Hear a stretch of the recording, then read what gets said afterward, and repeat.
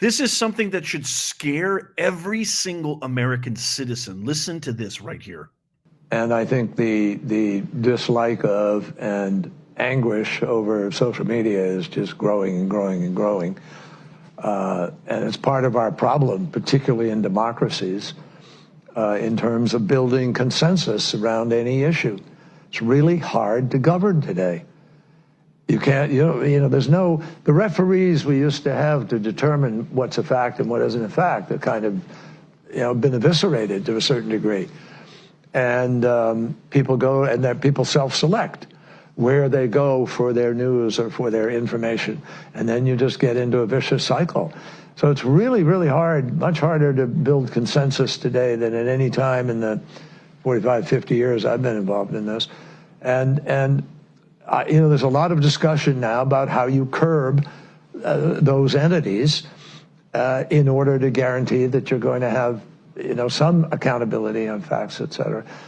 But look, if people go to only one source and the source they go to is sick and, has an agenda and they're putting out disinformation, our First Amendment stands as a major block to the ability to be able to just, hammer it out of existence. So what we need is to win the ground, win the right to govern by hopefully having, winning enough votes that you're free to be able to implement change. Now, obviously, there are some people in our country who are prepared to implement change in other ways, and so that's really dangerous. You're questioning really if democracy can survive unregulated social media? I think democracies are very challenged right now and have not proven they can move fast enough or big enough to deal with the challenges that we are facing. And to me, that is part of what this race, this election is all about. Will we break the fever in the United States? Wow. So, wow, that's a lot to unpack there. And if you stick around, I promise you this is going to be a video that you can share with everybody, and that is going to be a exercise in understanding why our framers, our founding fathers, the brilliant people who created the greatest constitutional republic that's ever existed, why they implemented and wrote the Bill of Rights and constituted the First Amendment. But really, just in case you're wondering what just happened there, and this is not a drill. I mean, this is so blatantly dangerous. That is John Kerry. He's the former Secretary of State under the Obama administration, who is literally saying that you, me, and all Americans are too stupid to think for ourselves, and that the First Amendment essentially is a blockade. His words is a blockade for them to get their quote unquote consensus of what is right and what is true. If that's not totalitarianism, I don't know what is. He's literally asking and requesting. This is a former secretary, state secretary in our United States government. This guy's been in politics. He's been a leftist Marxist. I mean, I say Marxist because there's this ideology is what's perpetuated this for his entire life. I mean, this guy was a huge Vietnam protester back in the 70s. I mean, for him to say that the First Amendment and that Americans should not self-select, literally the antithesis of what Ralph Waldo Emerson, Walt Whitman, our great thinkers, our great writers, our great poets, Thomas Jefferson, James Madison, John Adams, Benjamin Franklin said is our sovereignty, our critical thinking. Aristotle is something I talk a lot about because I taught Aristotle's principles of rhetoric at the university, or should I say AKA indoctrination camps, which is why I left. Ethos, pathos, logos, audience, purpose, message. He is essentially saying we should eradicate all of that Americans can't think for themselves. We need to tell them what the facts are. They just believe this quote unquote sick, broadcasts or sick news sources. I mean, it's just so anti-American. So I want to get your thoughts on this. Let me know in the comments down below. But I also want to share this, which is something I put together some notes that you guys know I love notes.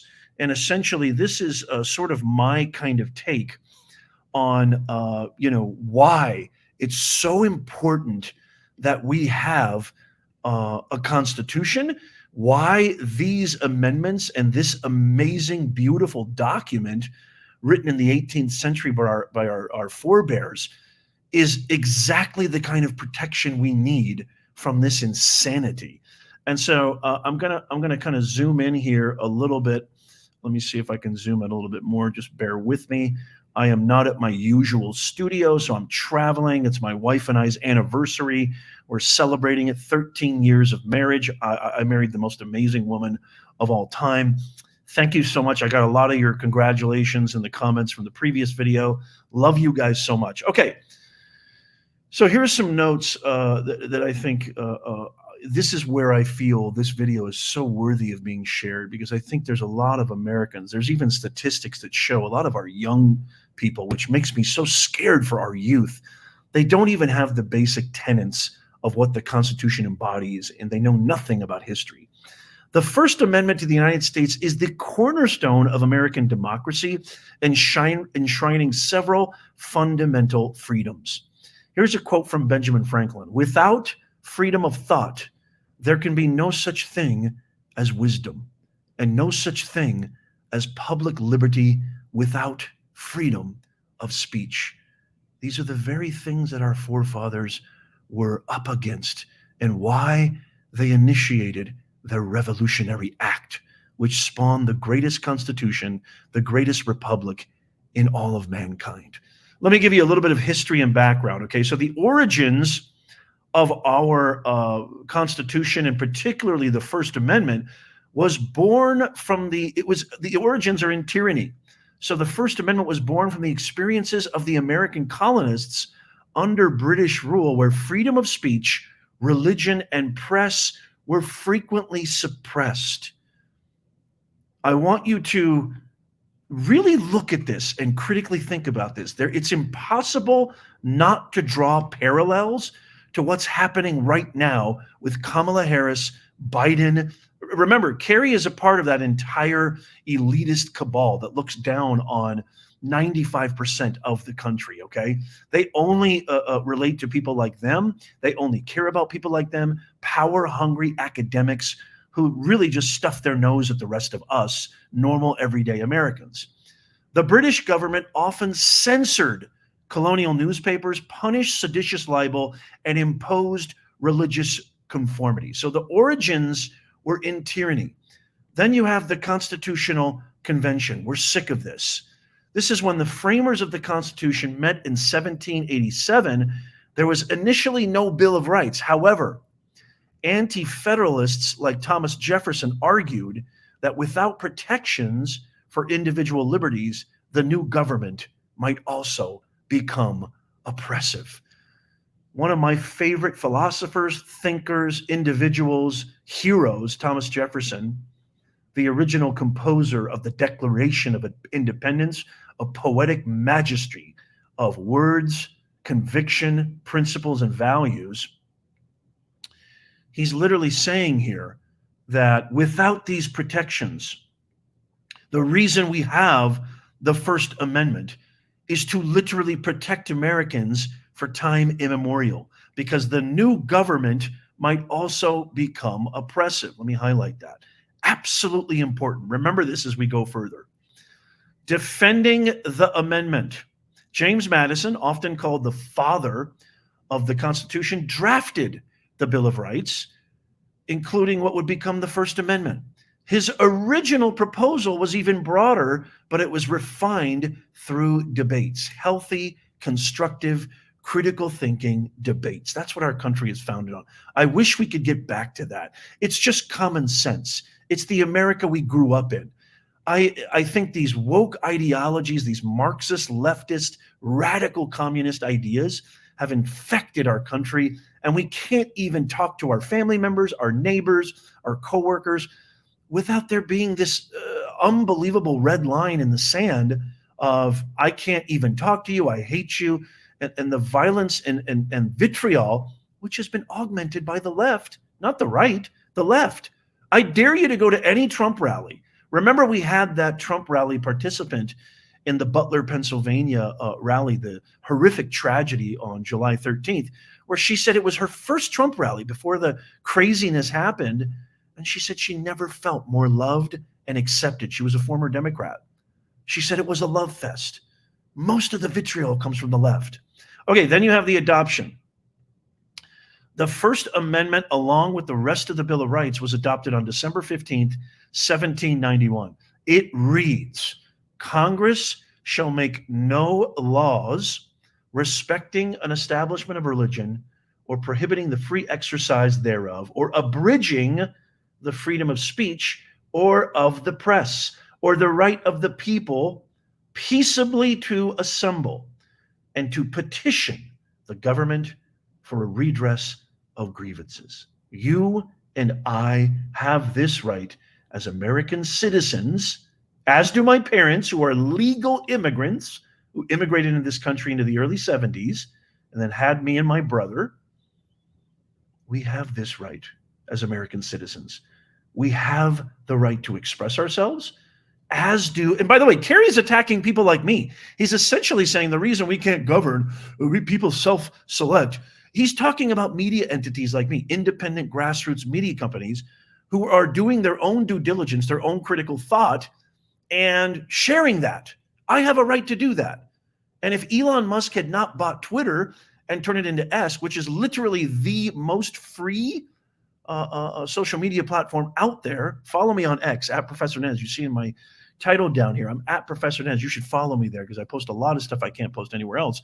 If he hadn't have bought Twitter, the same stuff they did in 2020 would be going rampant. If you're unfamiliar with the Twitter files, so much has come out before Elon bought Twitter, where they suppressed and censored not only the Biden laptop story, but millions of other journalists, independent citizen media like myself, and a whole lot more.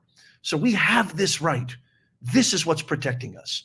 The importance and significance. Protection against government overreach. What's the importance and significance of these amendments, especially specifically the First Amendment? The framers understood that for a democracy to function, people must be able to speak freely about government policies, criticize leaders without fear, worship or not as they see fit, and publish their thoughts. This is why I exist and many other channels and independent media organizations exist. We are allowed to publish our thoughts. It used to be that they would write books about them, but now as the medium has been basically evolved through technology, there's other means. This amendment was designed to prevent the government from silencing dissent or establishing a state religion, which were common practices in many parts of the world. It also promotes a marketplace of ideas. The concept here is that truth and reason emerge from the competition of ideas in a free, transparent public discourse, i.e., the online social media ecosystem. This is literally written for that. Freedom of speech ensures that all viewpoints can be heard and debated. You can't lie about somebody. That's why we have defamation statutes. You can't spread lies, okay? You can't spread libel, but you're allowed to express yourself. You're allowed to say, hey, you know what? I have some questions about this, and these are my findings, and I want to share them with you. It doesn't mean that you can't critically think for yourself, which is your sovereignty as not only an American citizen, but as a human being, that you can't say, you know what, Professor Nez, you're full of crap. You can say that. You're full of shite, Professor Nez. You can say that. You have the right to say that. But I have the right to share my opinion, as does you and anybody else. And I can publish that. And the competition of ideas is what brings that public discourse and that transparency. And if we don't have anything to combat the woke, fake mainstream media, then they have control. They have power.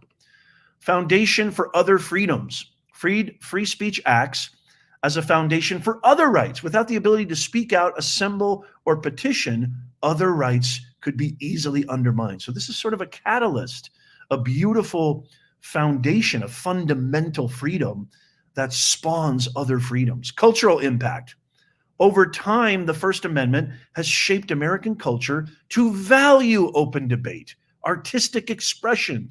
You know, Gavin Newsom is signing into some law that you can't create memes. You can't create artificial intelligent memes. Because why? Because most of those memes are aimed towards him and his cabal of anti-American heathens. He wants to pass a law saying that you can't make fun, you can't lampoon, you cannot engage in satire through AI, which is essentially saying, in simpler terms, no more SNL in California, essentially. It's insane. This is why our government is based on these civil liberties that nobody can trample on. Even these power-hungry mongers the swamp, who are in power right now, hopefully not for long. It has been at the heart of numerous landmark Supreme Court cases that expanded or clarified these freedoms. And the press's role is a watchdog for the government. Oh, I love this. Global influence. The First Amendment has also inspired freedom of expression, clauses in constitutions around the world influencing global standards for human rights. Why is it that we see so many people pouring into our country? They're not pouring into Russia.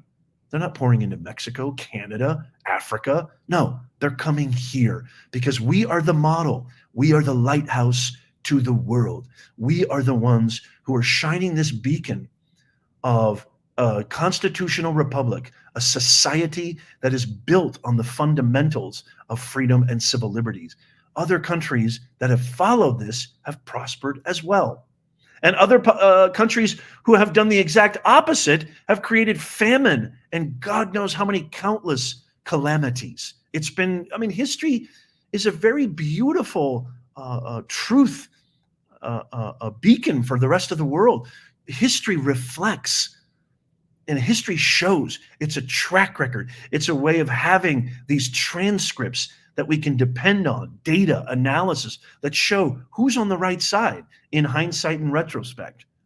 And countless times, America's idea of society, America's idea of the inalienable rights of human beings has always come first and foremost. Final thoughts. The First Amendment wasn't just a legal formality, but a revolutionary declaration that in America, the power of governance comes from the people, you, me, a government of the people, by the people, for the people. And thus, the people must have the freedom to speak, think, and worship freely. And I am appalled, as would be our founding fathers, at what John Kerry just implicated at this World Economic Forum, saying that the First Amendment is a blockade, that we must win at all costs. We must be able to govern again, which is essentially, if you translate that and you take out the semantic gymnastics, he's essentially saying that Americans don't deserve these rights, these inalienable rights that our Constitution has translated and created for us. He's saying we shouldn't have that anymore. We shouldn't have that right. We don't know what's good for us. We're too stupid to tell the truth. I mean, I remember my grandfather saying, don't believe everything you read in your papers. Remember that? Don't believe everything you read in the papers. So what's the difference here? We just have it on scale now. The internet has connected billions of people in a very fast, easy, convenient way at scale. Okay. And they're losing control. That's the only reason John Kerry would say something like this. And then I want to end on this, and I can't wait to get your thoughts. Benjamin Franklin, another amazing quote that speaks volumes and denounces indirectly what John Kerry just said, who he should be absolutely ashamed of himself.